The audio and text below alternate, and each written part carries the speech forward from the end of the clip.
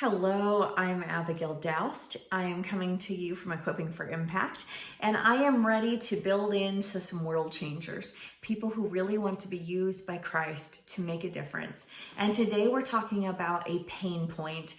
On Sunday morning, when you're meeting someone new, how can you be your best self? How can you be the most loving person who is willing to go deep into conversation? So if you have a church that you go to on Sunday mornings, and I hope that you do, you might find yourself in a situation where you are talking to someone that you don't know.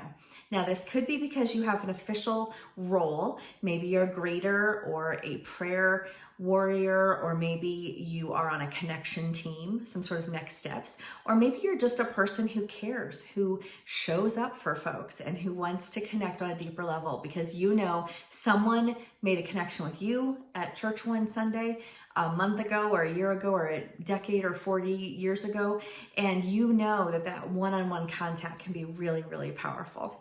So if you're this person, I want to talk a little bit about some things not to do and some things to do when you're making that connection at church.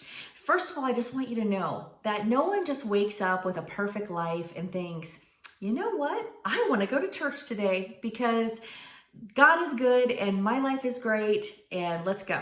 No, if your life is so great, you're just going to make waffles and stay at home. No, people are hungry. They have a God-shaped void in their hearts and they're ready to connect and they want something that they don't have. They want either a deeper relationship with God, or they want to find God at all, or they want to be with other believers and they know that we're not made to do this thing alone. So this is your opportunity when you first meet someone to say, hey, what brought you to church today? This is such a beautiful, wide open start. Now you can see this is different than, hey, are you new to the area? How long have you been coming here? So are you new to the area is a fact question. And if they are not new to the area, it can make them feel really stupid. Well, I've been here for a couple of years, but I just now started, finally got up the courage to come, or finally, whatever they're going to say. It just doesn't work very well. If they are new, then it could be like, yes, I am new. Thanks for noticing. But that doesn't happen as often. Another thing that you don't want to ask is, how long have you been coming? Because it's really just a fact-oriented question. Whether they say 3 months or 6 months or a year, is it really going to change your connection with them? The reality is they are new to you and you don't know them. And so you don't have to ask that right away. You might ask that down the road. But a better opening question is, what brought you to church today? I'm so glad to meet you. And then listen, wait and listen to what they have to say.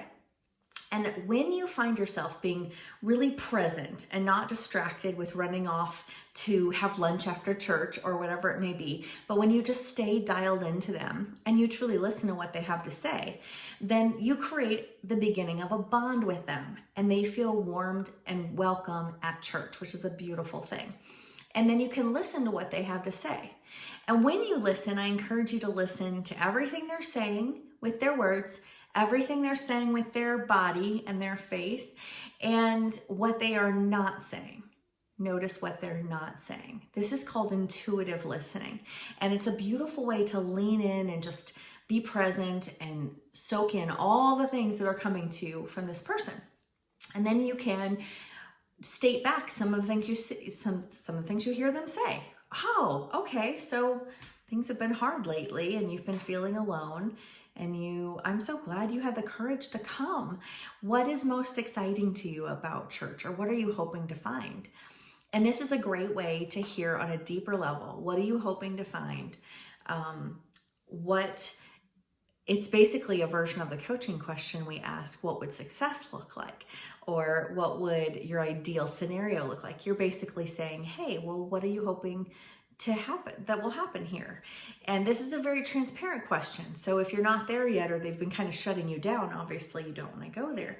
But it's so beautiful to be able to lean in a little bit to why they're there. And I bet you're going to hear a little bit of their story and you're going to be blessed and you're going to be forever one of the people that connected with them on a real level at that church. It's incredibly exciting.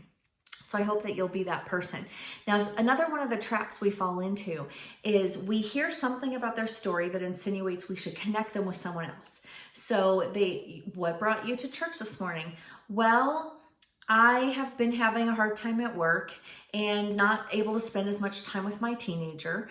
And you kind of cut them off like, oh, you have a teenager. Oh, is it a boy or a girl? What's his or her name? And would they be interested in coming to youth group?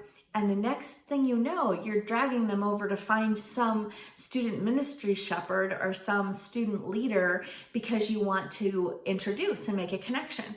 Now, keep in mind, this comes from a very good place, okay? I'm not trying to pick on you, but the truth is, more than getting connected with the student leader right then, they needed to get a little more of their story out. They needed to share a little bit more about who they were and where they are. And so you need to stay present with them just a little bit longer. So refrain from connecting them to grief share, divorce care, the small group that's happening, the women's Bible study leader that they need to meet, or the children's or student ministry person. And just stay present and listen. Believe me, God has equipped you for just this kind of moment. He will give you the questions. His Holy Spirit will help you listen and intuitively listen and move the conversation forward.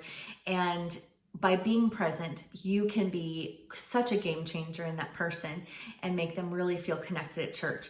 And the next Sunday, when they come back, hopefully, they'll be looking for you and you'll be on a first name basis. And a little secret I'll share is that I usually put names in my phone under a certain note in my phone about church, and I date it and I say who the people are. I can't believe I'm sharing this secret with you, but you deserve to know all the secrets. And then you can say that person's name again and maybe remember something from the conversation. So I'm excited about the connections you're going to make. Let me know how it goes. Tell me how I can help more. You are equipped by God to make an impact.